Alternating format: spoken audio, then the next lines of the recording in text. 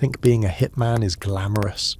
Try doing it in Victorian London, where eel guts underfoot could ruin your escape, a barking dog could get you killed, and you're more likely to accidentally poison yourself than your target.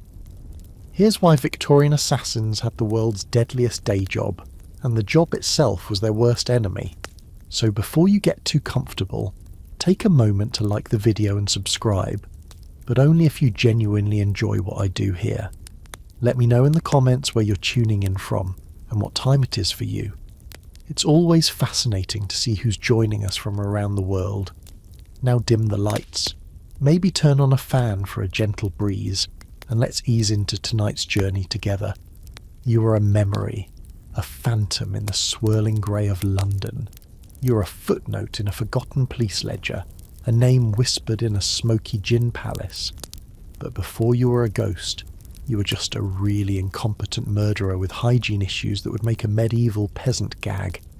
You imagine, perhaps, a world of silken cloaks and gleaming daggers, of whispered secrets and swift, clean kills. The reality smells overwhelmingly of the Thames at low tide, and features more slipping on fish guts than you'd expect from a professional killer. Your story didn't begin in some ninja academy for shadowy assassins. It began as a mudlark, which sounds mystical and magical, until you realise it meant being a small child wading into toxic Thames sludge for pennies. Think of it as the world's worst internship program, except instead of getting coffee for your boss, you were literally digging through corpse-adjacent river bottom for loose change. At least modern unpaid internships don't require tetanus shots. Your first memories aren't of a mother's lullaby, but of the persistent gnawing ache of an empty stomach and the chilling damp that seemed to live in your bones. You remember feeling the toxic sludge squelch between your toes, a vile mixture of human waste, industrial runoff, and rotting animal carcasses as you competed with other starving children for the river's refuse. Childhood was basically Hunger Games, but with more cholera and fewer celebrity sponsors. The choice, if you could call it that, came after your parents were taken by cholera or consumption. You were faced with the workhouse, institutions designed to be so unpleasant that only the truly desperate would submit. Basically, the Victorian equivalent of waiting on hold with customer service, except forever, and with more gruel. You'd seen the inside of one once. The echoing silence of the dining hall, the smell of carbolic soap and boiled cabbage, the faces of the inmates, blank, hopeless, and stripped of all identity. They separated families like a really depressing reality show where nobody wins. You chose the street. At least on the street, your misery was your own. You learned the criminal ladder from the bottom rung, starting as a nipper, a young pickpocket. Victorian crime had a whole organisational chart like a corporation, but with more stabbing and worse dental coverage. As you grew, you graduated to flash houses, taverns that catered exclusively to the criminal underworld. Here, amidst the pipe smoke and gin reek, you learned the trade by listening to professionals discuss their work like any other job, except their performance reviews involved prison or hanging. The career path wasn't exactly what you'd call sustainable. For others, the path was forged in the Queen's service. Imagine returning from brutal campaigns in India or the Crimea, a campaign of freezing misery and savage fighting. You come home with shrapnel still lodged in your thigh, a constant burning pain you manage with laudanum bought from a chemist who asks no questions. The army discharges you with nothing but a limp, a medal worth less than a meal, and a head full of horrors that visit you every night. You are unemployable, an object of pity or suspicion. The offer of a few sovereigns to make a man disappear feels less like a fall from grace, and more like the only work your particular set of scars has qualified you for. It wasn't really career planning so much as career desperation. Forget any romantic notions of a guild or robed figures imparting ancient secrets. Your training was basically the Victorian equivalent of learning surgery from YouTube tutorials, except deadlier and with production values that made TikTok look like Hollywood. You learned by watching other incompetent murderers fail spectacularly, which was both educational and deeply concerning for your chosen profession. Your first lesson was observation, which was just a fancy word for professional loitering. You spent 3 days watching a tobacconist, huddled in a rain-soaked doorway like the world's dampest private investigator. You learned his routine while fighting off sleep, hunger, and the constant urge to relieve yourself in the alley behind you. By the end, the tedium had stripped both of you of your humanity. That, you realized, was the point, though it seemed like a lot of effort just to feel dead inside. Your practical lessons were cruder. A knife seems simple until you try using one. Your first target wore a thick wool coat, your stolen knife was dull, and you had the coordination of someone learning to juggle chainsaws. The blade made a pathetic thump as it snagged on dense fabric, failing to even break skin. The drayman's response wasn't terror. It was the kind of annoyed confusion you get when someone tries to mug you with a pool noodle. The subsequent thrashing left you bruised in a gutter, your nose bleeding into horse urine, contemplating your life choices. Poisoning was meant to be the thinking person's method, but it required finesse you simply didn't possess. After botched attempts with arsenic, you tried strychnine, bought after a nervous lie about a rat infestation. You were told it was swift. You weren't told it causes horrific, violent convulsions that turn your target into a one-man percussion section. Your victim took the tainted tea and began screaming, his back arching, limbs spasming, crashing against furniture like he was having a seizure in a china shop. You succeeded in killing him, but you also created the Victorian equivalent of a flash mob, if flash mobs involved convulsions and property damage. You had to leap from a first-story window to escape, landing badly on your ankle. Not exactly the silent, graceful work of a professional, more like slapstick comedy with a body count. The myth of the lone operative dissolves in the harsh light of your daily existence. You lived in a doss house, a squalid dormitory, where you paid pennies for a lice-infested straw mattress. On leaner nights, you afforded the penny hang, where you paid to sleep slumped over a rope stretched across the room. It was like a really depressing hammock, except vertical and surrounded by tuberculous strangers. You slept with your boots tied around your neck. Anything not secured would be stolen by morning. The air was thick soup of unwashed bodies, stale gin, and the hacking cough of consumptives. You knew the signs of galloping consumption well, and watched men waste away in weeks, their bodies carted off in the dead of night. At least modern Airbnb has customer reviews. Your diet was a monotonous cycle of whatever was cheap. Breakfast was often gin to numb the cold and stomachache. You might afford a greasy meat pie from a street vendor, trying not to think about rumours that the meat came from stray cats and dogs. Basically medieval McDonald's, but somehow less appetising. Or oysters, which were poverty food then, dredged from the polluted Thames and sold for a penny a dozen. They tasted of salt and sewage, like the ocean's regret. Hygiene was a concept for another social class. You washed, when you did, in communal basins of cold, murky water. The open sewers running alongside streets were your bathroom. Think your morning routine is rough? At least you don't have to schedule bowel movements around avoiding cholera. To supplement income, you likely turn to body snatching, the macabre trade of the resurrection men. You learned to use wooden shovels that made less noise and hooks to pry open coffin lids, haggling with surgeons' assistants over corpse prices like the world's most depressing farmer's market. You remember the weight, the unnatural coldness of the dead, a chilling reminder of the finality you dealt in and the one awaiting you in an unmarked pauper's grave. The assassin of fiction carries gleaming silver daggers and silent air guns. Your reality was found in gutters and back-alley junk shops. Your tools weren't James Bond gadgets. They were basically whatever you could steal from a pub kitchen or find discarded in an alley after last call.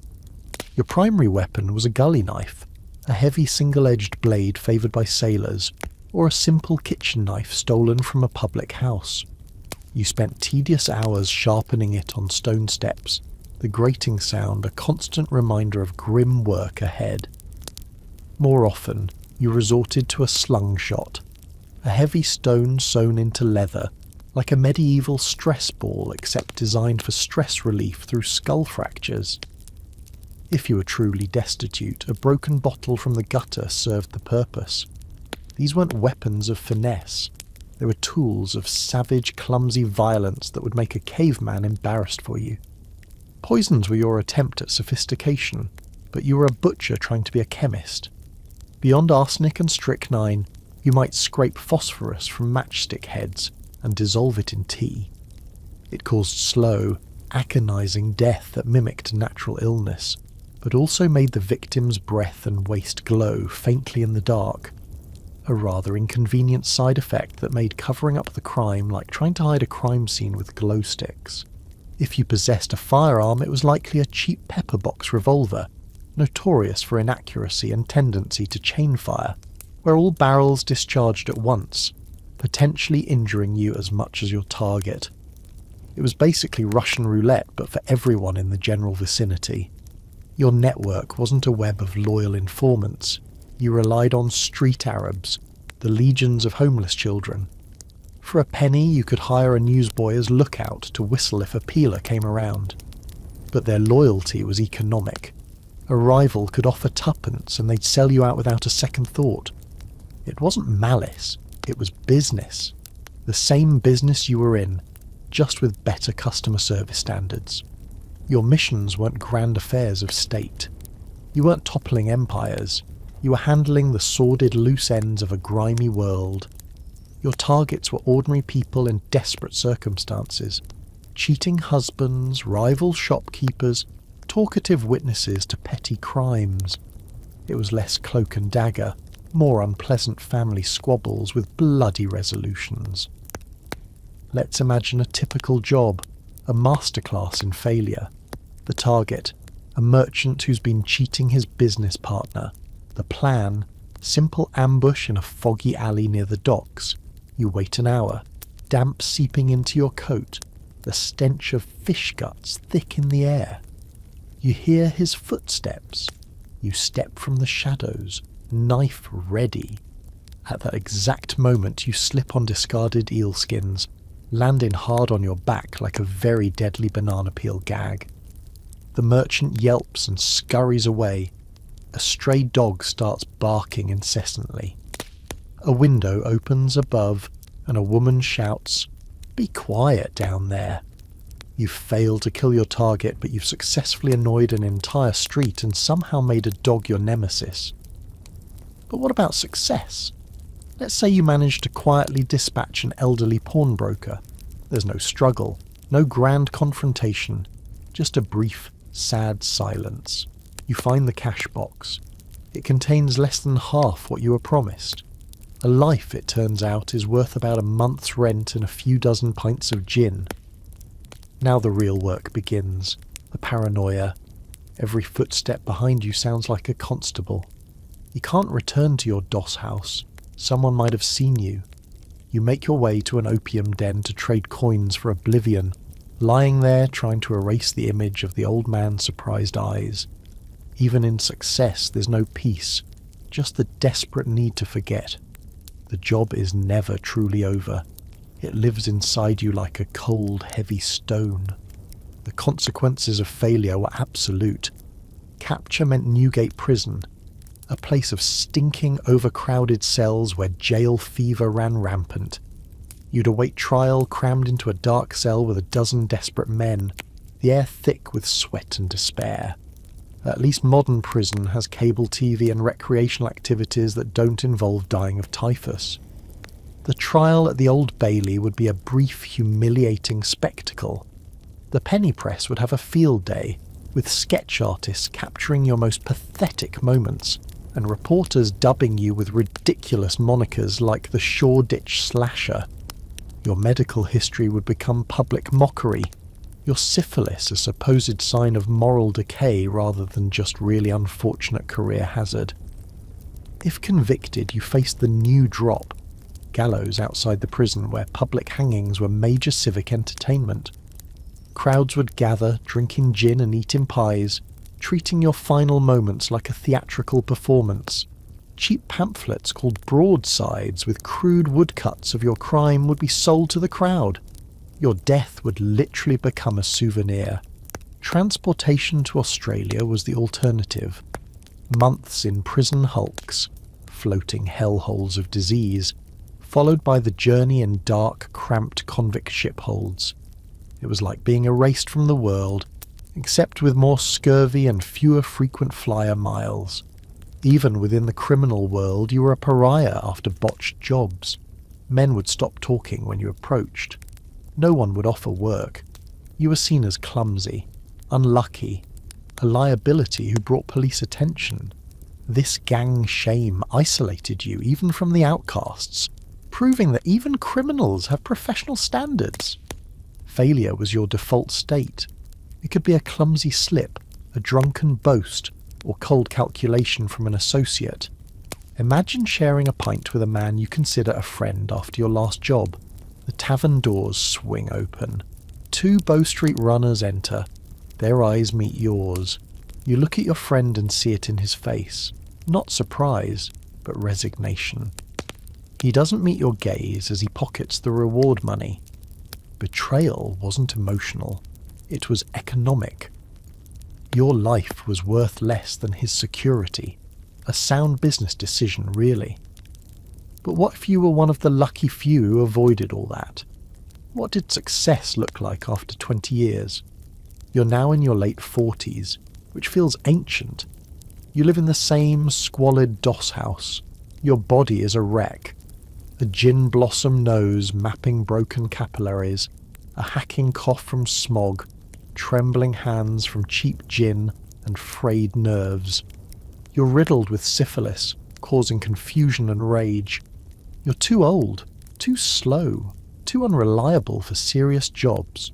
You survive by begging, doing odd muscle work for younger criminals who look at you with pity and contempt. You're a cautionary tale in the flesh, watching young, desperate men with the same foolish hope you once had, knowing how their story ends because you're living it. Success wasn't an escape. It was just a longer, slower, more painful walk to the same unmarked grave. You'd won the game, and your prize was a few more years of misery. There was no path to victory. Success and failure were different doors leading to the same cold, dark room. The only variable was how long it took you to get there. And so, under the perpetual gloom of the Victorian sky, in fog that clung to cobbled streets like a shroud, your story fades into darkness. There are no grand monuments to mark your passing, no heroic tales to immortalize your deeds. You are not a master of shadows, but a desperate soul struggling to survive in a brutal world with remarkably poor hygiene standards and even worse career prospects. Your legacy is not one of fear or respect, but perhaps a fleeting sense of grim recognition for a life lived in the margins, a life that was, in its own quiet and miserable way, a testament to the simple, stubborn refusal to lie down and die, even when literally everyone around you was dying of preventable diseases. So, as the sounds of the city soften and echoes of your footsteps fade away, remember the reality behind romanticized myths. Remember the damp coats, the rusting knives, the ever-present stench of the Thames, and the crushing weight of a life with no good choices. But also remember that your worst Monday morning has nothing on trying to commit murder while slipping on eel guts. And drift off to sleep knowing that even in the shadows some lives are simply swallowed by the London night. But at least you have indoor plumbing and background checks. Forget everything you think you know about Jack the Ripper. This isn't a story about a brilliant mastermind. It's about a city so paranoid it basically cancelled itself, one false accusation at a time. Think Twitter mob mentality was bad. Try 1888 London, where having a job that involved knives could literally get you lynched, and the police investigation made reality TV look sophisticated. We think we know the story, a brilliant shadowy killer with supernatural cunning. But that's the myth sold for cheap thrills. The reality was a city so consumed by poverty, disease and prejudice that it was already a tinderbox of fear.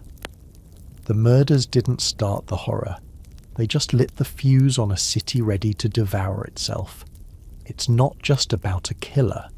It's about what happens when an entire population loses its collective mind. You're not the killer. You're not the victim. You're something in between, a resident of Whitechapel, about to discover that in a city gripped by fear, everyone is a suspect, including you. You're here because there was nowhere else to go. The Victorian equivalent of ending up in your parents' basement, except the basement is a slum and your parents died of cholera.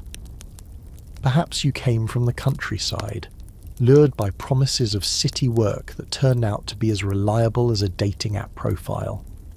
Or maybe your family fled pogroms in Russia or Poland, trading one form of persecution for another, discovering that xenophobia is unfortunately portable. You live in a doss house where you pay pennies for a straw mattress in a room crammed with strangers. It's less a community and more a collection of private despairs with really bad ventilation. The air is thick with unwashed bodies, stale gin, and the hacking cough of consumption. Basically a Victorian Airbnb with 1-star reviews and no customer service. You sleep with your belongings clutched tight, knowing the man snoring beside you might be a friend or a thief. There's no privacy, no quiet, no peace, and definitely no soundproofing. At least modern roommate horror stories don't usually involve tuberculosis. If you're a woman, your options are even starker. Available work is grueling and poorly paid, sweatshop hours that would violate every modern labour law, laundry work that steams your skin raw, or dock labour that breaks your back. When that's not enough for lodging or bread, you might find yourself walking the streets. The Ripper's victims weren't glamorous tragic figures. They were mostly women in their 40s, mothers and wives who'd fallen on hard times. They struggled with illness, drink, homelessness. Prostitution wasn't moral failure. It was desperate survival in a world with zero safety net. Think gig economy, but with significantly higher mortality rates. The city around you is a social powder keg. The density of people, Irish, Jewish and English poor, breeds suspicion. The newspapers, written by comfortable West London types, paint the East End as a savage jungle. When murders begin, this prejudice finds easy targets. If you're a Jewish immigrant, a butcher, a shoemaker, you feel the mood shift. Friendly greetings become cold stares. Your accent, once just an accent, becomes evidence of otherness. You're here because you were poor, desperate, an outsider, and now these very things make you a suspect in history's most famous unsolved crimes. But let's imagine you're on the other side, wearing the uniform supposedly bringing order to chaos. You're a constable in the Metropolitan Police H Division, the symbol of the city's might. In reality, you're just as lost as everyone else, except with a silly hat and marginally better job security. Your training was rudimentary at best, basically Victorian Police Academy, which consisted of learning to march and salute. You're likely a former soldier or working class man who met basic requirements. Over 5'7", can read a little, clean record. You learned crowd control but not murder investigation. Forensics is in its infancy, whispered about in medical journals like some weird new fad, not practiced in blood-soaked East End alleys. Your daily reality is a grueling beat with tools that would embarrass a medieval night watchman. You carry a wooden truncheon and a rattle to call for help, a wooden noisemaker that was cutting-edge technology around the time of the Black Death. In Whitechapel's dense fog, it's mostly useful for startling cats and announcing your general location to criminals. The pub is your refuge from cold and mind-numbing boredom. You stop for pints, sharing gossip with locals, officially keeping an ear to the ground, but really just getting progressively more fog-headed from drink than weather. When a body's found, your lack of training becomes catastrophically clear. You have no procedure to follow, no concept of securing crime scenes. Morbidly curious crowds push forward, trampling potential footprints like they're at a particularly grim street festival. Journalists bribe their way past you for photos, already composing lurid headlines. Evidence gets treated with shocking carelessness. Blood-soaked aprons picked up, passed around for inspection like show-and-tell items, then left on station desks losing forensic value by the minute. You're not a detective. You're an overwhelmed security guard trying to manage a horror show with crowd control training and a wooden stick. Modern mall cops have better equipment and protocols. Whether you wore a constable's helmet or worker's flat cap, district reality changed for everyone that autumn. Before, fears were mundane: landlords, coughs, hunger, the constant background hum of Victorian existence. Now a new fear layered on top, a sharp shriek cutting through the gloom. Jack the Ripper, a media creation, is on everyone's lips. It's whispered in pubs, shouted by newsboys, mulled over in crowded lodging rooms. The name itself was basically the Victorian equivalent of going viral, except instead of cat videos, it was serial murder. Newspapers are the engine of this new reality. Every morning brings headlines like "Savage Mutilation of a Woman." These penny dreadfuls mix crime reporting with gothic fiction, blurring lines between news and entertainment, basically the ancestor of true crime podcasts, but with worse fact-checking and more xenophobia. You read graphic, wildly inaccurate crime descriptions and recognise the street names, the alleyways. Horror is no longer abstract. It's a map of your neighbourhood.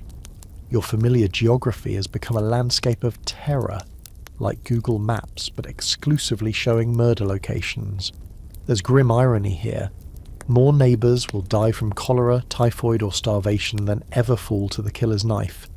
The local water pump is racking up body counts that would make ancient plagues jealous. But the demon pump of Spitalfields doesn't sell newspapers.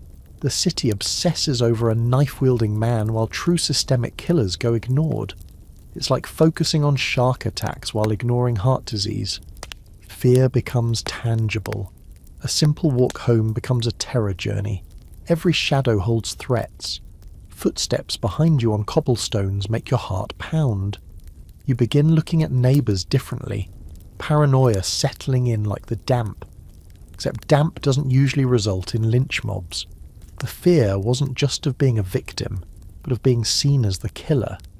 Your everyday tools suddenly became accusation articles. Imagine you're a butcher. Your work begins before dawn, spent entirely with knives, blood, and the reality of turning animals into meat. You carry sharp tools, wear blood-stained aprons.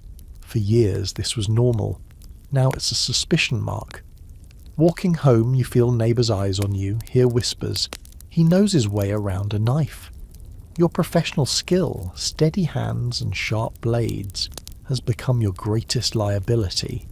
It's a terrible business model when competence equals suspicion. Or you're a doctor, one of the few educated men working in East End squalor. You carry medical bags with scalpels and forceps, have anatomical knowledge. In public imagination, this makes you prime suspect material. The theory that the killer has surgical skill takes hold. Every night surgery visit means curtains twitching in windows. Your education and healing desire get twisted into something sinister. You're suspect simply because you're qualified. The Victorian equivalent of being overqualified for a job, except the job is murder. Contrast this with police gear. Wooden truncheons, help-calling rattles, dim lanterns, heavy boots, and practically non-existent evidence collection methods. When clues appear, like the infamous "from hell" letter arriving with a human kidney, there's no way to process them. Evidence gets handled by dozens of people. Forensic value destroyed faster than a crime scene in a disaster movie. Police sift through mountains of hoax letters written in red ink by pranksters eager to join the story. basically the 1888 version of internet trolls, but with more effort and postage costs. Innocent people's tools are seen as guilty while law enforcement tools prove utterly inadequate. It's like bringing wooden clubs to a forensic science fight. The killer's job was brutal, opportunistic violence. But as panic grew, another job emerged: professional spectating. The entire city became a paranoia theatre, and crime scenes became public stages. A single shout would bring hundreds pouring from tenements, morbidly curious mobs like the worst kind of flash mob. You're part of that crowd, craning for glimpses of horror, caught between terror and strange, thrilling excitement. It's disaster tourism, but the disaster's in your neighbourhood, and admission is free. Now step into the constable's heavy boots trying to control this chaos. You're completely overwhelmed, watching footprints get trampled, potential evidence kicked aside. Some crowd members aren't just looking, they're collecting ghoulish souvenirs. Blood-soaked fabric scraps, pebbles from body locations get pocketed. It's grim hobby collecting that makes stamp collecting look wholesome. Your job is scene protection, but you're armed with only your voice against public hysteria, like trying to guard a museum exhibit during a riot, except the exhibit is a corpse and the rioters are your neighbours. The most infamous failure occurred at Catherine Edu's murder scene. On nearby Goulston Street wall, a message was scrawled, "The yous are the men that will not be blamed for nothing." Killer clue or existing anti-Semitic graffiti? We'll never know.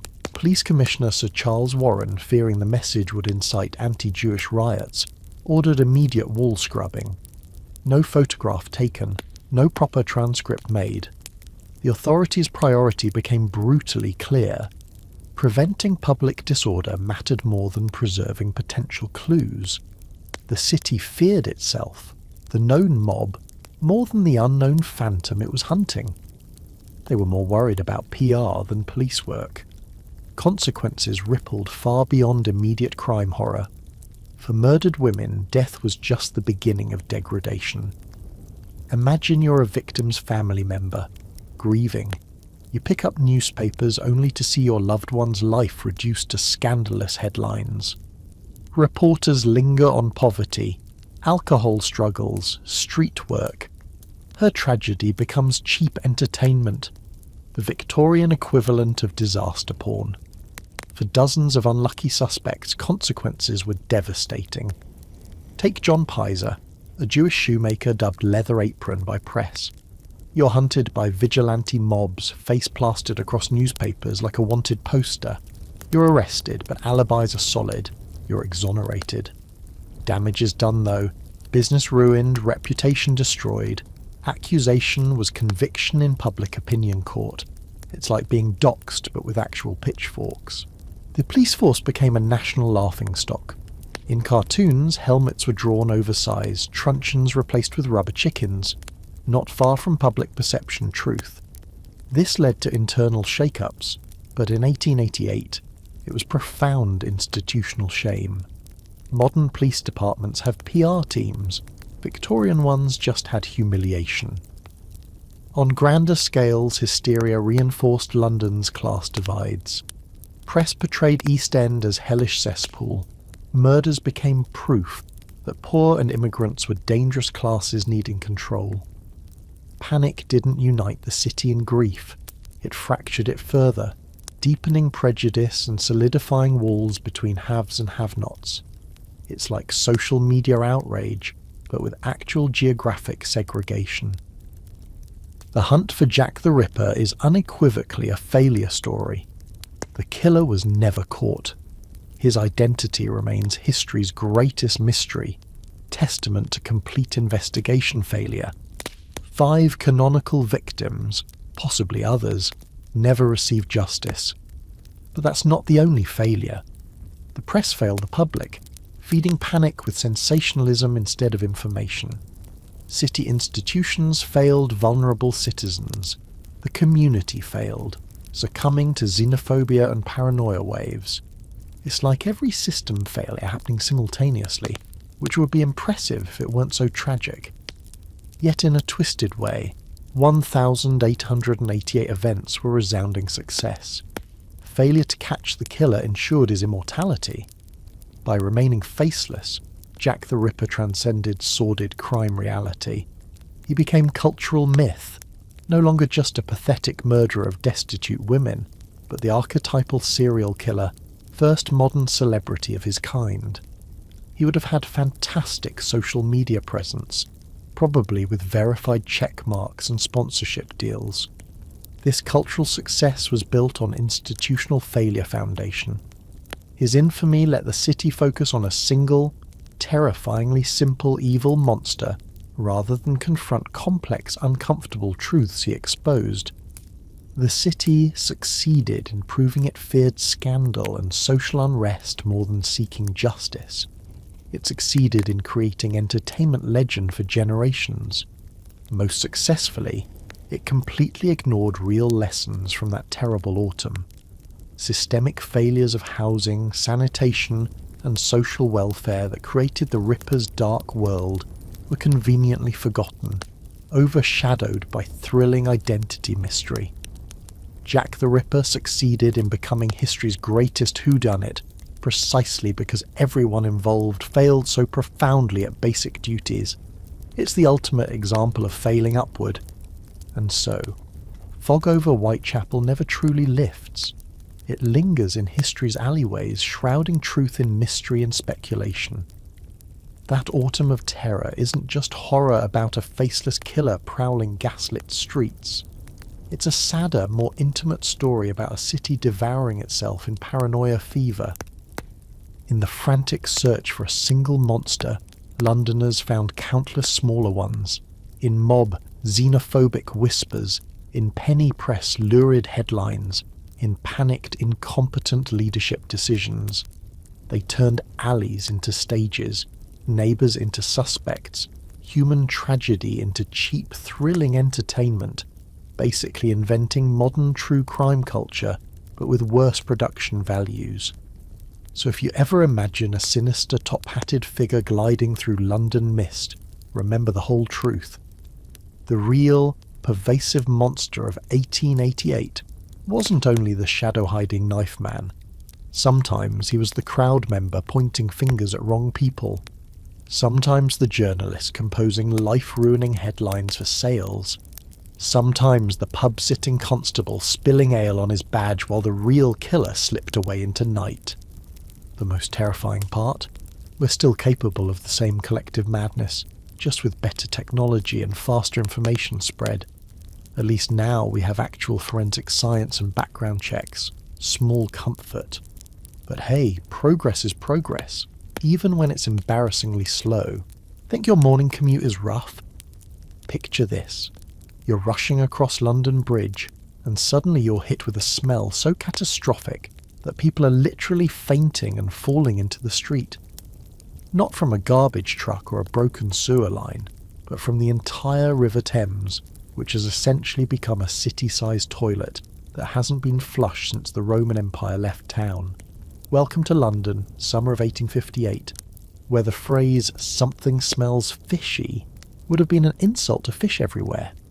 In 1858 London, everyone's poop was literally flowing past Big Ben in a brown river of parliamentary dysfunction. This wasn't just any ordinary municipal disaster.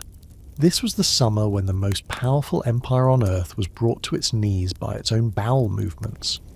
The British may have ruled the waves, but they had spectacularly lost control of their sewers. Picture Victorian London as Hollywood sold it to you. Gaslit romance. Horse-drawn carriages clip-clopping romantically over cobblestones. Ladies in flowing gowns sipping tea, while gentlemen in top hats discuss the weather. It's like a Jane Austen novel with better special effects. But strip away the Instagram filter of history, and 1858 London was essentially a medieval cesspit with delusions of grandeur. That romantic fog. Coal smoke mixed with human waste vapour. Those charming cobblestones. Slick with things you really don't want to identify.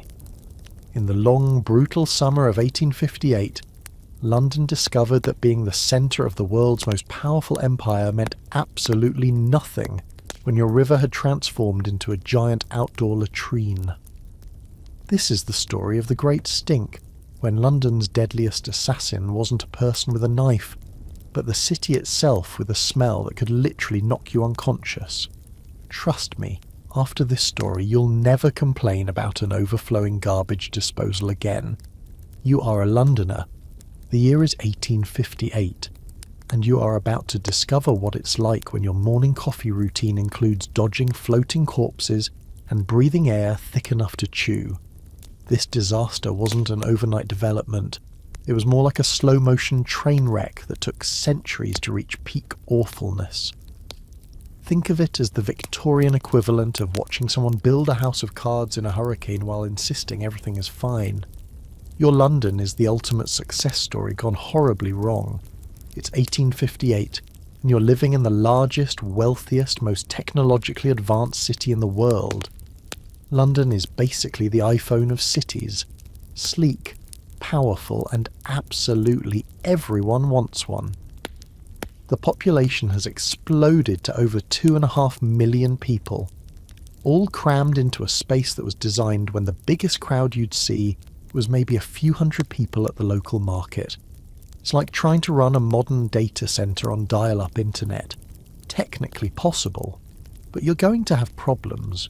For all its magnificent railway stations that could move you across continents, for all its iron bridges that spanned impossible distances, the city was still using a waste management system that would have embarrassed a Roman centurion.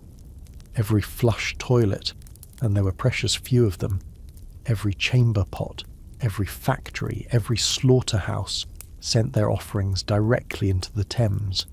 It was like having the entire city use one giant bathroom and never ever cleaning it. The Thames had become the city's everything.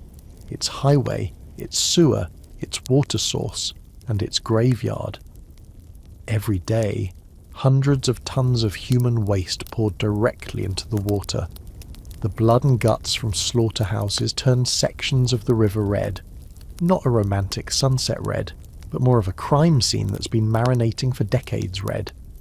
Chemical runoff from factories added a festive rainbow sheen to the surface, like nature's most toxic oil spill. Dead animals, dogs, cats, horses, and things you'd rather not identify bobbed along like a grotesque parade float celebrating humanity's worst impulses. The really terrifying part? This sewage soup cocktail was also London's primary source of drinking water. Water companies would literally dip their intake pipes into the Thames and pump that liquid nightmare directly to homes and businesses. It was like running a restaurant that sources its ingredients from a dumpster fire, except the dumpster was the size of a river, and the fire never went out. But here's where Victorian science really showed its colours. The prevailing medical theory was that disease came from bad air, not contaminated water. This miasma theory meant that doctors and officials were absolutely convinced that cholera, the disease that had killed tens of thousands in recent outbreaks, was spread by foul-smelling air, not by the bacterial soup flowing from every tap in the city. They were hunting for the killer in the fog while it was literally flowing into every glass of water in London. It's like trying to solve a murder by staring at the ceiling while the killer is standing right behind you, holding a sign that says, "I did it." This belief made the approaching disaster even more terrifying for ordinary Londoners like you. The stench rising from the river wasn't just disgusting. It felt like death itself creeping through your windows. Every whiff of that putrid air seemed to carry the promise of cholera, of watching your family waste away from a disease that struck without warning and killed without mercy. And then came the summer of 1858, when Mother Nature decided to turn up the heat, literally. The heatwave arrived like an unwelcome relative who won't leave, and suddenly that silent liquid killer found its voice. The Thames began to sing, and its song was the most horrific aria ever performed. You know that feeling when you're having a technical problem and the customer service representative clearly has no idea what they're talking about. Welcome to Victorian London's approach to sewage management, where the people in charge were about as prepared for this crisis as a chocolate teapot is for brewing tea. Let's start with the real heroes of this story, the people who actually understood the problem because they lived in it every single day. The night soil men were the guys who manually emptied the city's overflowing cesspits. Yes, that's right. Their job was literally to shovel human waste out of holes in the ground, usually in the middle of the night to spare everyone's delicate sensibilities. It was like being a janitor for an entire city's bathroom habits, except the bathroom hadn't been cleaned since the Middle Ages. Then there were the toshers, the sewer hunters who waded through the crumbling underground tunnels, scavenging for dropped coins and scrap metal. These guys knew every inch of London's intestinal tract, could navigate the underground maze in complete darkness, and had developed an almost supernatural ability to avoid the worst of the toxic gases. They were basically the Navy SEALs of waste management, except instead of defending national security, they were diving for pennies in a river of poop. These men, the ones who actually understood the scope of the problem, were never ever consulted by the authorities. It would have been like trying to understand the internet by asking your grandmother instead of the IT guy. Meanwhile, the city's Board of Works decided to tackle the problem with all the scientific rigour of someone trying to put out a forest fire with a water gun. Their master plan: dump hundreds of tons of chalk lime and carbolic acid directly into the Thames. Picture armies of workers spreading white powder along the riverbanks like they're decorating the world's most expensive and least appetising cake. The idea was to chemically disinfect an entire river, which is roughly equivalent to trying to clean your house by throwing a few air fresheners at it and hoping for the best. The results were about as effective as you'd expect. The sheer volume of sewage overwhelmed the chemicals instantly, creating a new and exciting type of chemical soup that somehow smelled even worse than the original recipe. But the real comedy gold was happening in the Houses of Parliament. These were the guys running the British Empire, controlling global trade routes, and governing a quarter of the world's population. And they couldn't work because their office smelled like a toilet. The stench was so overwhelming that members of Parliament were literally fleeing the chamber mid-debate. Their solution was pure Victorian ingenuity at its most absurd. They ordered the building's curtains to be soaked in chloride of lime and hung in the windows. Yes, that's right. The leaders of the British Empire decided to fight industrial-strength sewage smell with what was essentially very expensive, very toxic Febreze. It was like trying to soundproof a nightclub by hanging a few towels on the walls. The result was that the Houses of Parliament became a giant nose-burning chemical warfare experiment, where lawmakers had to choose between suffocating from sewage fumes or choking on bleach fumes. Think your daily routine is challenging. At least when you step outside, you're not immediately assaulted by a smell so powerful it has its own weather system. In London, summer of 1858, every day began the same way. You'd wake up hoping maybe, just maybe, the smell had magically disappeared overnight. It never had. Instead, it seemed to have grown stronger, as if the Thames had spent the night doing push-ups to build its stench muscles. The horror wasn't confined to the riverbanks. Oh no, that would have been too merciful. The smell had achieved something like sentience, and had decided to explore the city. It crept through floorboards, clung to bed sheets, and seemed to follow you around like an extremely unwelcome pet. You'd wake up in the morning and the first thing you'd smell wasn't coffee brewing or bread baking. It was odor sewage, a fragrance that no amount of soap could wash away. Walking down the street was like playing the world's most disgusting lottery. Thanks to the charming practice of emptying chamber pots directly out of windows, usually with a cheerful cry of "Gardy-loo!" If you were lucky, every stroll became a high-stakes game of dodging human waste falling from the sky. It was like living in a city where it rained poop, and the weather forecast was always thunderstorms with a chance of getting covered in your neighbour's business. The streets themselves were archaeological layers of awfulness. Horse manure, and London had thousands of horses, baked in the sun alongside rotting food scraps, dead cats, and things that were probably better left unidentified. The cobblestones were so slick with various bodily fluids that walking became a contact sport, where the prize for losing was usually a face-first introduction to the pavement and whatever was currently decorating it. But then the heatwave arrived, and London discovered that its problems could, in fact, get worse. For weeks on end, temperatures soared beyond anything the city had experienced.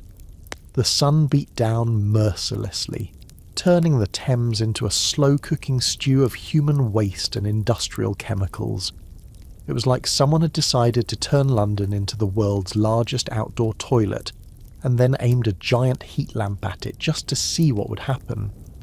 The water level dropped, exposing vast mudflats of concentrated evil that had been lurking beneath the surface. These weren't your typical riverside mud banks. These were layers of pure distilled awfulness that had been accumulating for decades. The mud was black. It bubbled as decomposition released methane gas, and it was covered in a writhing carpet of flies so thick they looked like a living, breathing blanket of disgust. If you were wealthy, you had an escape route. Pack up the family and flee to your country estate until the whole mess sorted itself out. But if you were poor, and most Londoners were, you were trapped in what can only be described as Satan's armpit during a heatwave. You faced an impossible choice. Keep your windows shut against the stench and suffocate from the heat, or open them and let in air so toxic it could probably be classified as a chemical weapon. Faced with an enemy that attacked through your nose and could knock you unconscious without throwing a punch, Londoners armed themselves with an arsenal of desperate and largely useless countermeasures. It was like trying to fight Godzilla with a fly swatter, but with more perfume and significantly less success. The most common piece of equipment in the summer of 1858 was the perfumed handkerchief, a small square of fabric soaked in rosewater or lavender oil, pressed to faces like tiny floral shields against the apocalypse. The problem was that delicate flower scents versus industrial-strength sewage was roughly equivalent to bringing a water balloon to a nuclear war. The Thames had achieved a level of stench that could overwhelm any perfume known to humanity. The result was a nightmarish olfactory cocktail. Imagine the worst public bathroom you've ever encountered, mixed with the perfume counter at a department store having a nervous breakdown. The authorities, meanwhile, deployed chemical weapons with all the subtlety of a Victorian-era military operation. Carts loaded with white powder rumbled through the streets like some kind of toxic ice cream truck, leaving behind clouds of acrid dust that burned your throat and made your eyes water. It was chemical warfare against an enemy that couldn't be fought with chemicals, like trying to punch fog or argue with the weather. The great stink also took a devastating toll on personal gear and clothing. Leather boots, which could cost a working person weeks of wages, would be completely ruined in a matter of days. The sewage and chemical soup flowing through the gutters was actively corrosive, eating through leather like acid. Many of the city's poor chose to go barefoot rather than destroy their only pair of shoes. Your clothes became permanent casualties in this olfactory war. The damp, poisonous air worked its way into wool and cotton fibres, and no amount of washing could remove the smell. It was like the stench had achieved molecular fusion with your wardrobe. You'd carry the smell wherever you went, a personal aromatic signature that announced to everyone within a 50-foot radius that you were a survivor of the Great Stink. For a Londoner in the summer of 1858, simply getting from point A to point B became an extreme sport where the main challenge was remaining conscious. Let's say you're an ordinary working Londoner who needs to cross the Thames to get to your job. You've done this walk hundreds of times before, but now as you approach London Bridge, you can see people ahead of you stopping, stumbling, and in some cases simply turning around and going home. The bridge has become a gauntlet, a test of human endurance disguised as infrastructure. You start across, trying to breathe through your mouth, But that only makes it worse because now you can taste the stench. It's like the air has become solid, a thick, putrid soup that you have to push through. Halfway across, suspended directly over the epicenter of London's digestive disaster, the full force of the Thames hits you like a physical blow. People around you are retching, covering their faces, and some are actually fainting. Your eyes start streaming, not from emotion, but from the chemical assault on your mucous membranes. You finally stagger off the bridge, gasping and dizzy, feeling like you've just completed some kind of medieval trial by ordeal. Now shift perspectives. Imagine you're a member of Parliament, supposedly one of the most powerful men in the British Empire. You're trying to conduct the business of running a global empire while your office smells like it's located inside a medieval siege latrine. You're debating trade policies with India while involuntarily gagging. You're discussing military strategy while your colleagues are turning green and excusing themselves to vomit in the corridor. The House of Commons sessions became unintentional comedy shows. Picture trying to deliver a serious speech about fiscal responsibility while everyone in the room is breathing through handkerchiefs and making faces like they've been physically assaulted by the air itself. Some debates had to be abandoned entirely as members fled the chamber, creating the unique historical distinction of being the first government in British history to be literally driven from office by a bad smell. If you were one of the unfortunate souls whose job actually involved working on or near the river, boatmen, dock workers, you were living in a special category of hell. The stench didn't just affect you during work hours. It clung to your clothes, your hair, your skin. You became a walking advertisement for the crisis, carrying the smell home to your family every night. It was the kind of job hazard that would make modern safety inspectors weep and immediately shut down the entire operation. The Great Stink didn't just assault people's noses, it delivered a knockout punch to London's international reputation and exposed the brutal realities of Victorian social inequality with the subtlety of a sewage explosion. For London's carefully cultivated image as the crown jewel of civilization, the summer of 1858 was a public relations disaster of epic proportions. Here was a city that prided itself on being the centre of the modern world, the beating heart of an empire that spanned continents, and it smelled like a toilet that hadn't been cleaned since the Roman legions packed up and left. Foreign newspapers had a field day. One French publication supposedly quipped that the British Empire may rule the waves, but it has clearly lost control of its own sewers, which was both devastating and accurate. The economic consequences were immediate and brutal.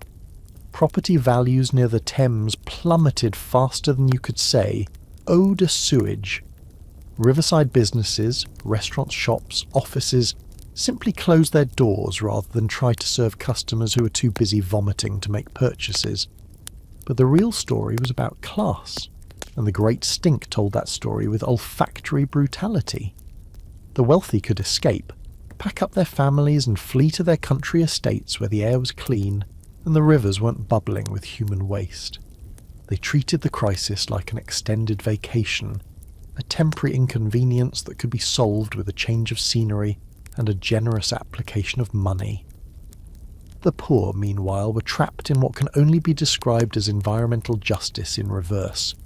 The riverside slums of Bermondsey, Lambeth and Southwark, home to London's working class, became uninhabitable toxic zones. These were the people who worked in the city's factories, cleaned its streets and kept its economy running, and they were literally forced to breathe the concentrated waste products of everyone else's lives. It was inequality you could smell from miles away, a brutal demonstration that in Victorian London, your social class determined not just what you could afford to eat or where you could live, but what quality of air you were allowed to breathe. The psychological toll was enormous. Imagine living for months in a city where simply breathing felt dangerous, where every window you opened let in air that seemed actively hostile to human life. The constant stress of trying to avoid an inescapable enemy. the very air around you, created a kind of citywide trauma that affected everything from sleep patterns to social interactions. But perhaps the most significant consequence was political. For years, sanitary reformers had been presenting evidence that diseases like cholera were spread by contaminated water, not bad air. They'd been largely ignored by a parliament that was reluctant to spend the enormous sums required for proper sewage infrastructure. The Great Stink changed everything because it made the problem impossible to ignore. When the people responsible for making decisions about public health spending can't actually enter their own workplace because of the smell, suddenly infrastructure investment starts looking like a much more attractive option.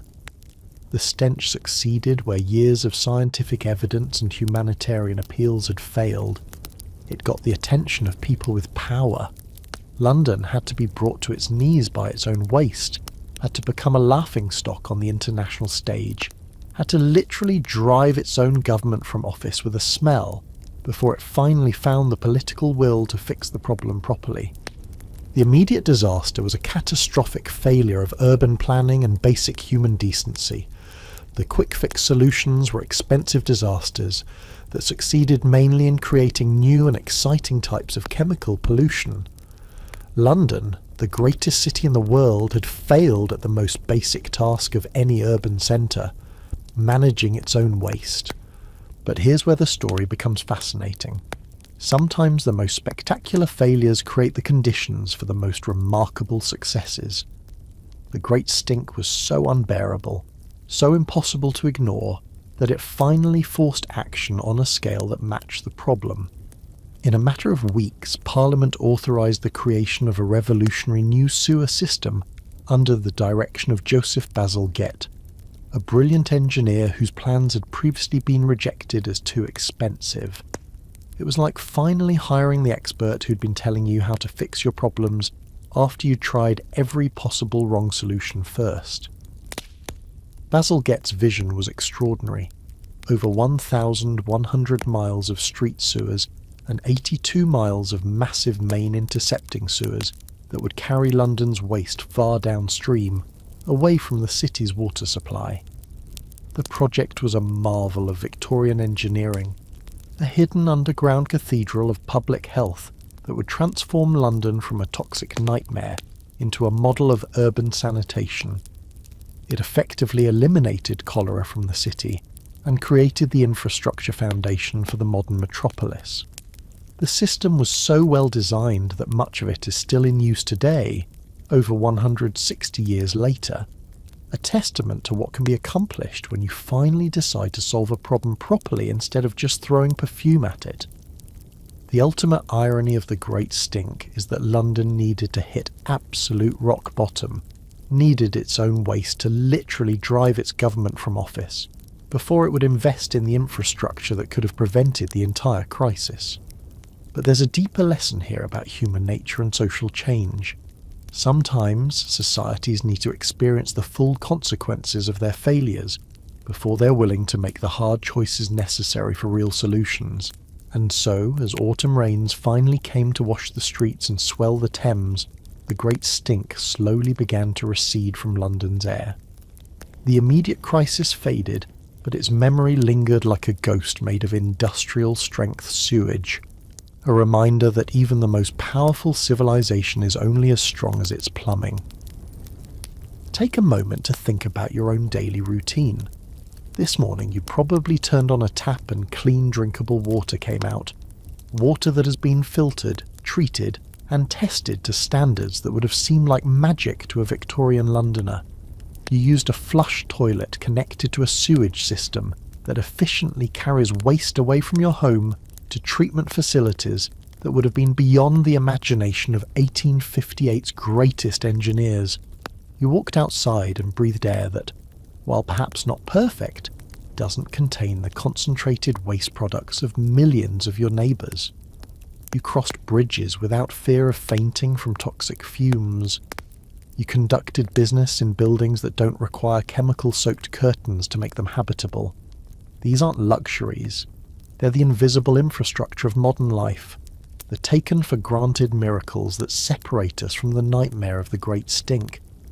Next time you're stuck in traffic, remember the people who had to choose between suffocating from heat in their homes or opening windows to let in air that could knock you unconscious.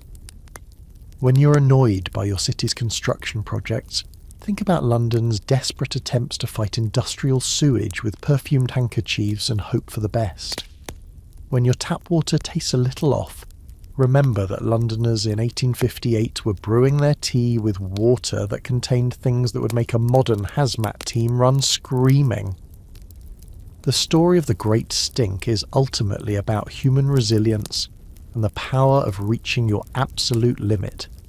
Sometimes societies need to experience complete failure, need to have their noses rubbed in the consequences of their choices quite literally, before they're willing to make the investments necessary for real solutions.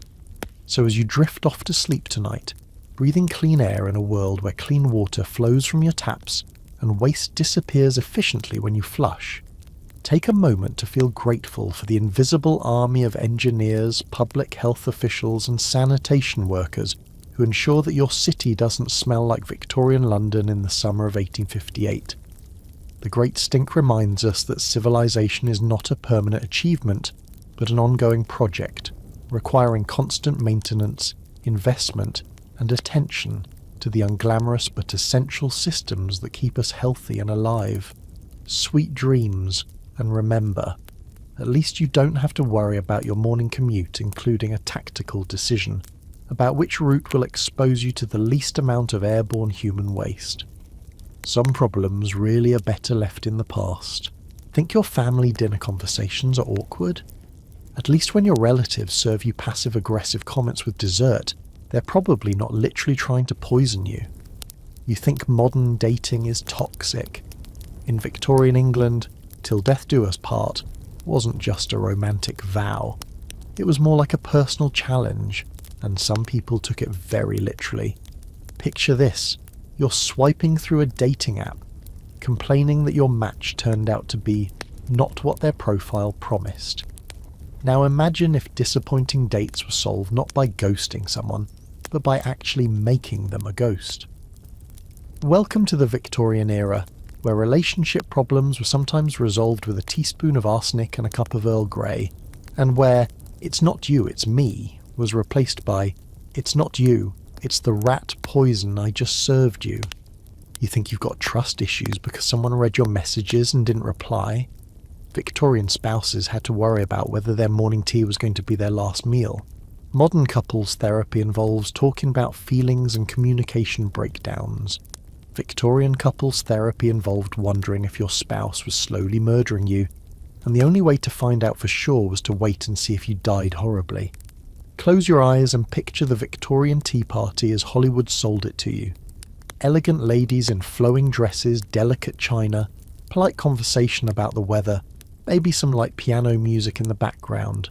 It's like Downton Abbey meets Instagram, all soft lighting and perfect manners. But strip away the romantic filter of history, and you'll find that some of these refined social gatherings were more like scenes from a very polite horror movie, where the monster was sitting across from you, asking if you'd like another sugar cube. In the suffocating world of Victorian domestic life, where divorce was nearly impossible, and women had about as many legal rights as houseplants, some desperate souls discovered that the local chemist sold arsenic as casually as they sold aspirin. It was cheap, effective rat poison that happened to be odourless, tasteless, and absolutely devastating to humans. The perfect solution for when your marriage had become more toxic than a Twitter argument. But you couldn't just block your spouse and move on. This is the story of Victorian England's most intimate form of warfare, when the deadliest battles weren't fought on foreign battlefields, but in quiet parlours where the weapon of choice was a teacup and the battlefield was the family dining table. After this story, you'll never complain about your in-laws again. At least they're not trying to murder you. Probably. You're a respectable Victorian woman. You're a wife, a mother, a pillar of your small community. Your smile is practiced, your manners impeccable, and your marriage is a carefully constructed lie. And you're about to serve your husband a cup of tea that will solve all your problems permanently. You didn't wake up one morning and decide to become a poisoner like you were choosing a new hobby. This wasn't a sudden career change. It was more like a slow descent into a very specific kind of madness, the kind that comes from being trapped in a life that looks perfect from the outside, but feels like solitary confinement with better wallpaper. Think about the worst relationship you've ever been in. Maybe your ex was controlling, or just really bad at texting back. Now imagine that breaking up with them wasn't an option. Not, it would be complicated. Literally not legally possible. Welcome to Victorian marriage, where, for better or worse, was less of a romantic promise, and more like a life sentence with no possibility of parole. You're trapped in what looks like domestic bliss, but feels like a beautifully decorated prison cell. Maybe your husband is one of those charming public figures who transforms into a domestic tyrant the moment the front door closes. In public, he's the perfect gentleman, opening doors, helping you with your coat, speaking to you with practiced courtesy. But at home, behind those thick velvet curtains, he's a completely different person. The kind of man who criticizes every meal you prepare, controls every penny you spend, and makes you account for every minute you're not directly under his supervision. The legal reality was stark and unforgiving. A married woman couldn't own property. Everything belonged to her husband, including any money she might have brought to the marriage or earned herself. She couldn't sue, couldn't enter contracts, couldn't even write a legal will without his permission. She was essentially a legal ghost, existing only through her husband's identity. If she tried to leave, he could legally prevent her from taking the children, and she'd have no means of supporting herself. Society would shun her as a failed woman, and the law would offer no protection. Or perhaps it's a matter of the heart, which in Victorian times was about as dangerous as it sounds. You've fallen in love, real, devastating, life-changing love, but not with your husband. You've discovered what it feels like to have someone actually listen when you speak, to feel genuinely desired instead of just tolerated, to experience the kind of connection that makes you realize your marriage is basically an elaborate business arrangement with uncomfortable sleeping arrangements. But adultery in Victorian England wasn't just morally scandalous, it was legally and socially catastrophic. Under the 1857 Matrimonial Causes Act, a man could divorce his wife for adultery alone, but a woman had to prove both adultery and additional aggravating circumstances, like cruelty or desertion. If discovered, you'd lose everything: your children, your home, your reputation, your place in society. You'd become a social pariah, completely cut off from respectable society, with no way to support yourself and no hope of redemption. For women of different social classes, the motivations varied, but the desperation was universal. If you were poor, you might be watching a wealthy, ancient family member whose continued breathing was the only thing standing between you and a comfortable life. If you were middle class, you might be suffocating under the weight of maintaining respectability on an inadequate income. If you were wealthy, you might be trapped in a loveless marriage that was more like a business merger between families. But it's not just about money or escape. It's about power and agency in a world that denied women both. In a society where women had virtually no legal rights, couldn't vote, couldn't own property, couldn't even keep their own children after separation. Poison offered something revolutionary: control. It was the great equalizer, a weapon that didn't require physical strength, special training, or access to traditional means of violence. It was quiet, intimate, and deployed in the one sphere where women were expected to have expertise: the domestic realm of cooking, serving, and nurturing. The newspapers of the day were filled with sensational stories that read like instruction manuals for the desperate. Every murder trial was covered in lurid detail, every poisoning case dissected for public entertainment. For someone in your position, these weren't cautionary tales. They were case studies. You learned what worked, what didn't, and most importantly, how others had been caught. Your transformation from respectable housewife to potential poisoner didn't happen overnight. It was a gradual erosion of hope, each day adding another small weight to the scale. First came the realization that your situation would never improve naturally. Then the growing awareness that poison was readily available and apparently effective. Finally, the slow acceptance that murder might be your only path to freedom. The whisper in the back of your mind grew louder, fed by desperation, opportunity, and the growing realization that sometimes the only way out of an impossible situation is through something equally impossible. There was no Victorian equivalent of YouTube tutorials for aspiring domestic poisoners, no arsenic for beginners, or 5 easy steps to widowhood. Your education came from the same source as your entertainment, the daily newspaper, which was basically the Netflix of homicidal housewives, except with more courtroom drama and significantly higher stakes. You became an obsessive student of crime reporting, the way modern people binge-watch true crime podcasts while doing laundry. Every morning, you'd pour your tea, carefully checking it first, because you were developing a healthy paranoia about beverages, and settle in with the latest installment of whatever murder trial was currently captivating the nation. It was the 19th century equivalent of learning surgery by watching Grey's Anatomy. Entertaining, widely available, and a spectacularly bad way to acquire professional skills. Your most influential teacher, though she never knew it, was Florence Maybrick. Her 1889 trial was the Victorian equivalent of a blockbuster Netflix series. Everyone was talking about it, everyone had opinions, and everyone was secretly taking notes for their own domestic situations. Florence was a young American woman, married to a much older English businessman who had a hobby collection of mistresses and a charming personality that apparently didn't extend to his home life. Florence was accused of slowly poisoning her husband James with arsenic, and her trial became a masterclass in how not to commit murder. You studied every detail like you were cramming for the world's most morbid final exam. You learned about her alleged method, soaking arsenic-laced flypaper in water to extract the poison, which was roughly as subtle as performing surgery with a chainsaw. You read about the servant's testimony, the discovery of her affair, the way her private correspondence was read aloud in court like the world's most devastating public diary reading. The trial taught you that the actual poisoning was only half the challenge.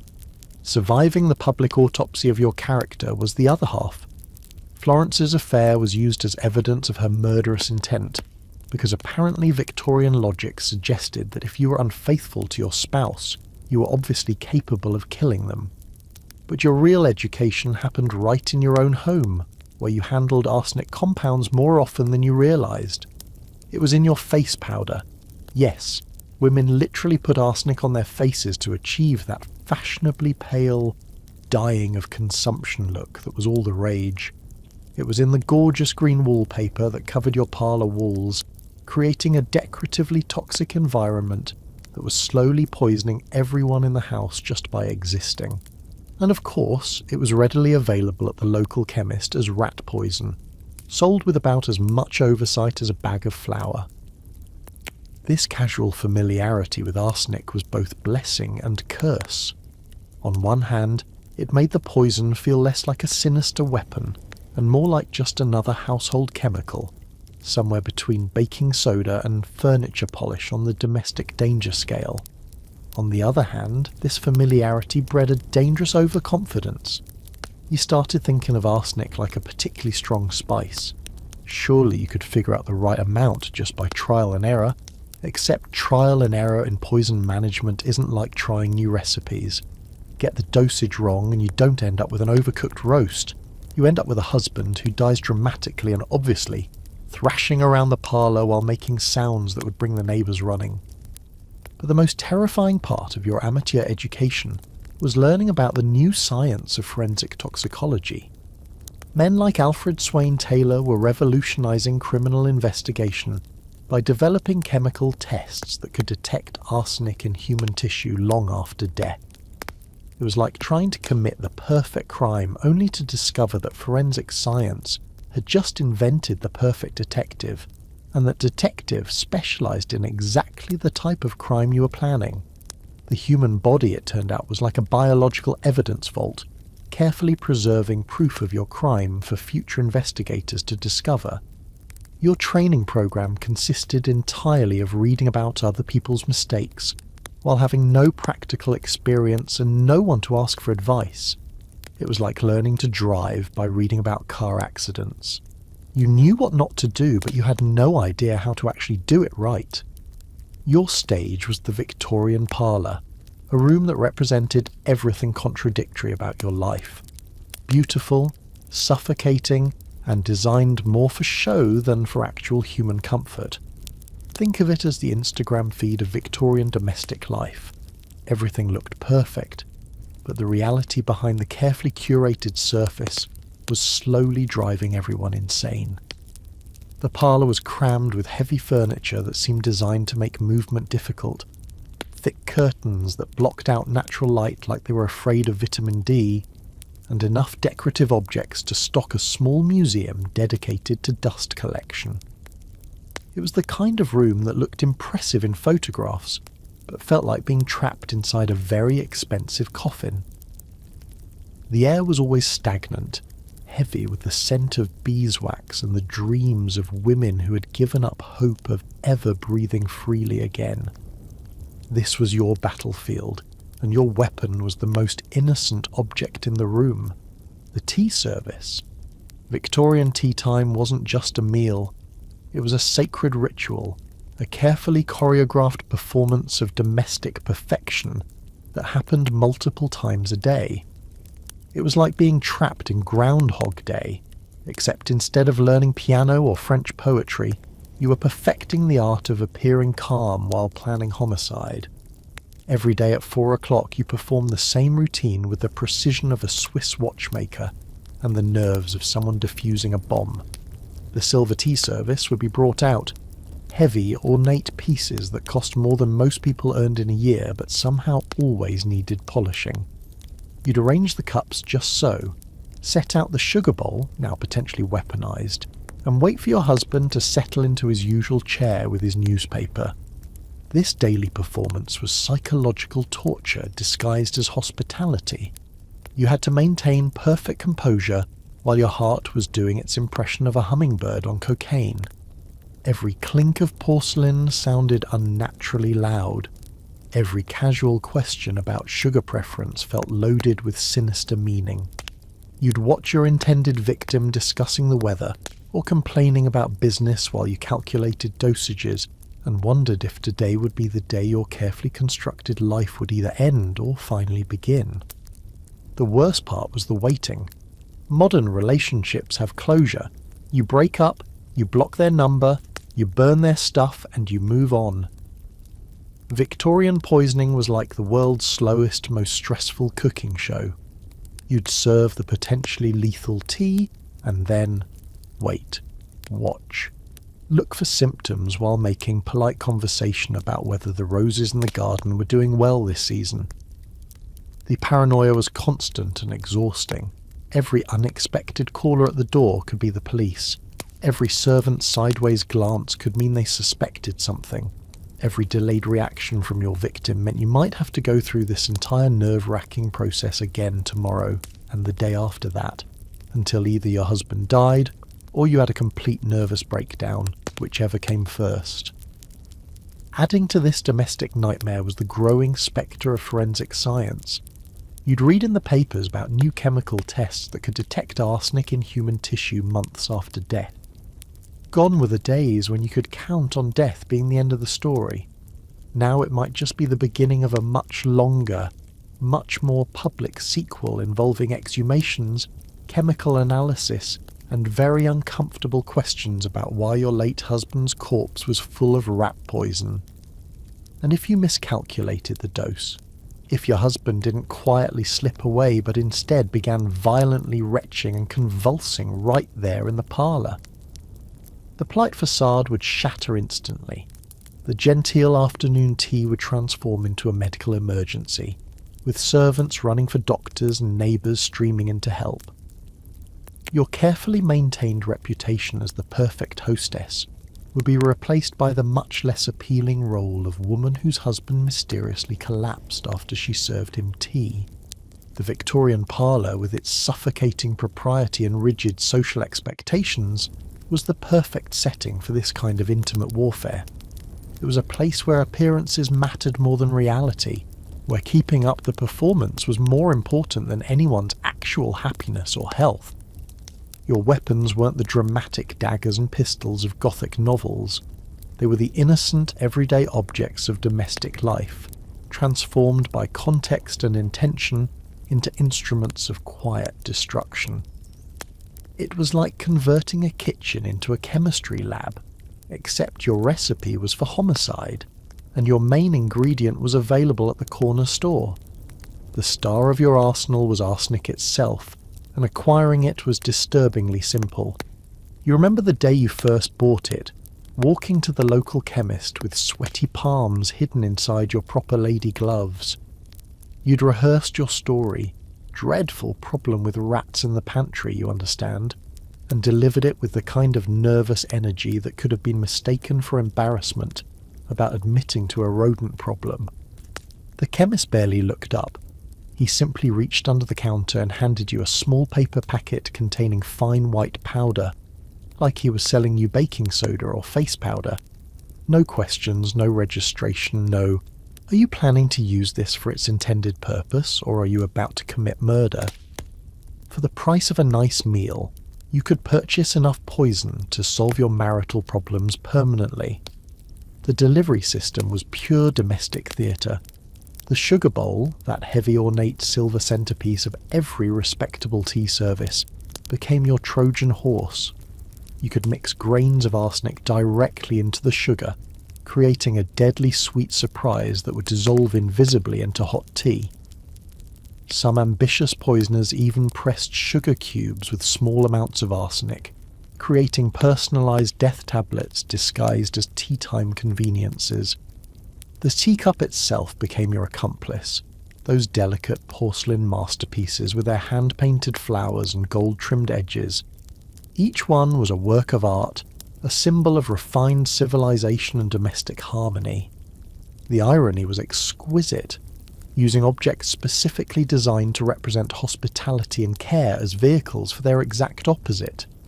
It was like turning a love letter into a suicide note, except with more bone china and considerably higher stakes. But arsenic wasn't just in the rat poison. It was literally everywhere in your Victorian home, creating an environment that was decoratively toxic.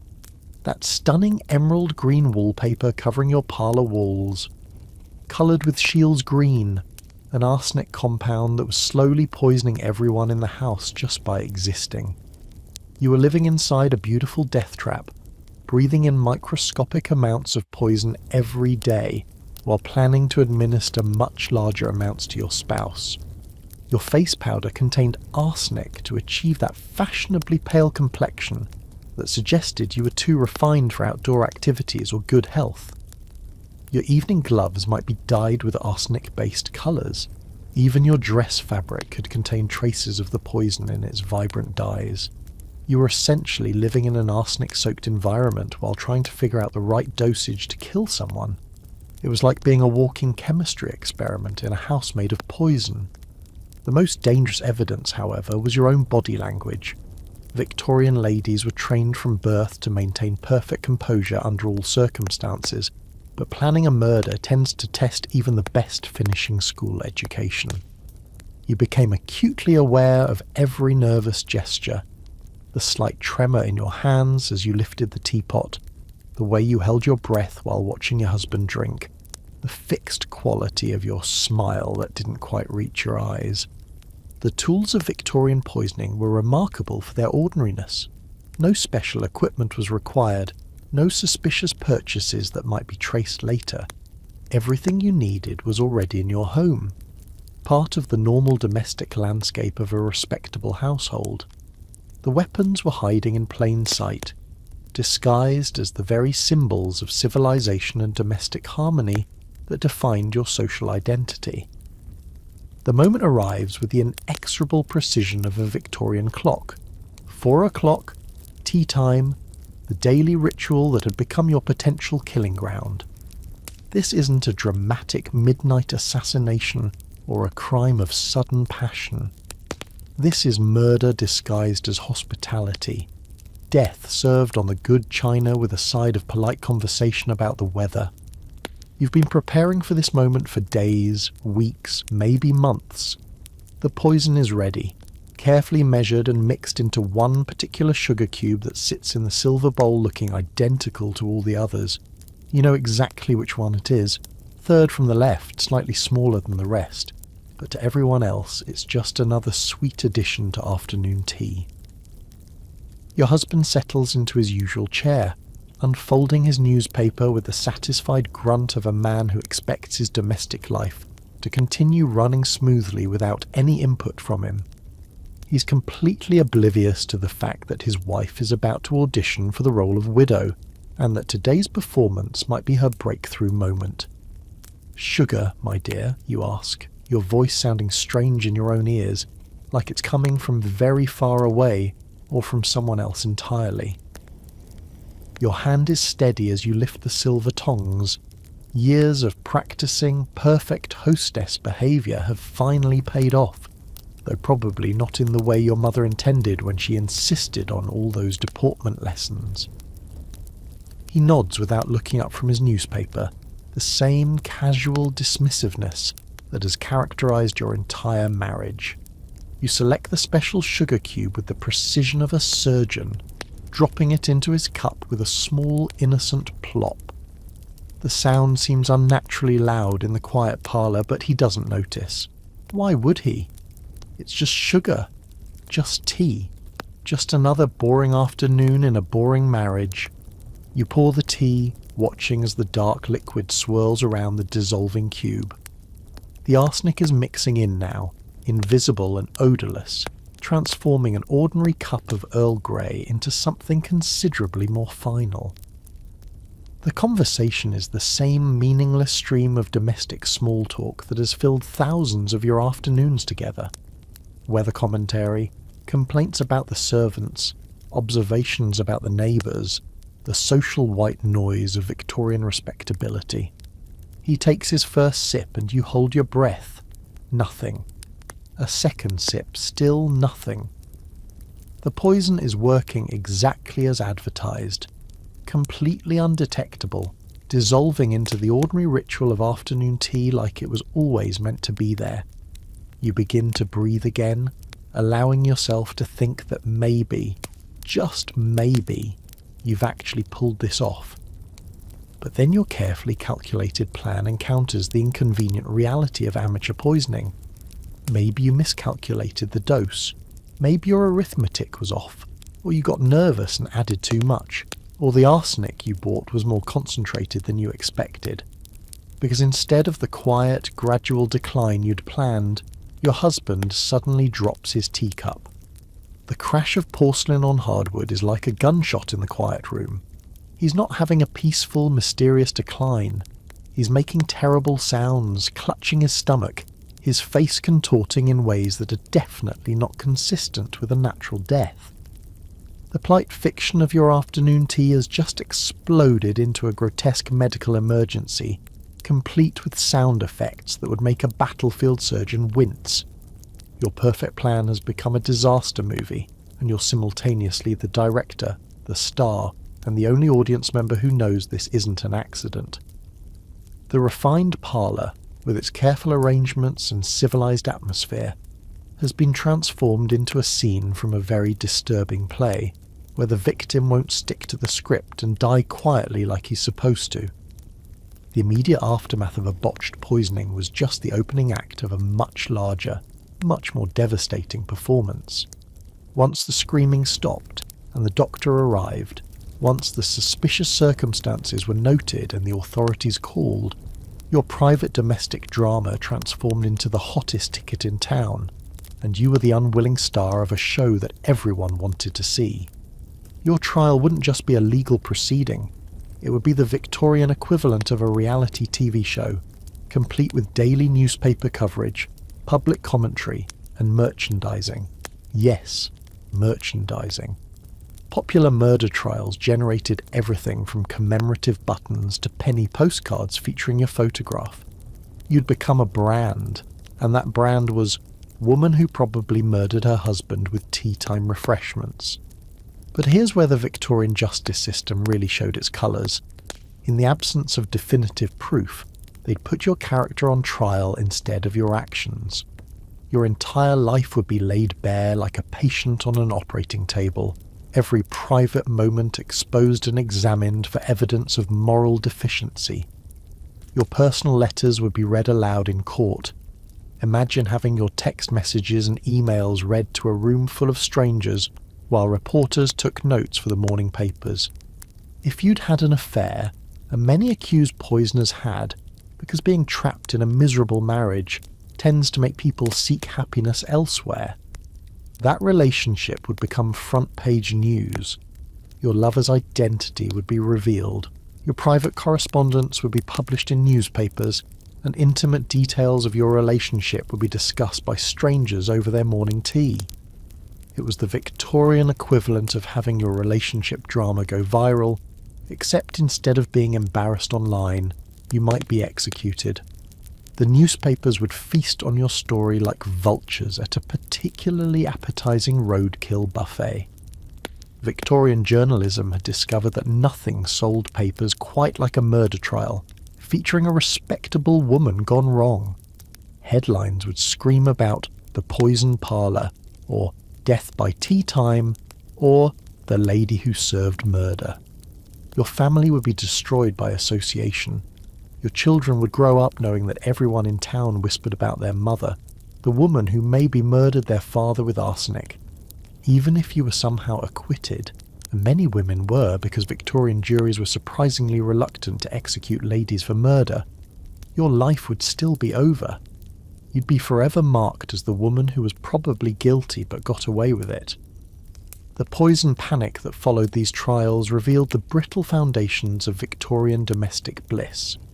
Society had constructed an elaborate fiction about happy marriages and contented wives, but the poison trials exposed the reality that many women were so desperate to escape their situations that they were willing to risk execution for the chance at freedom.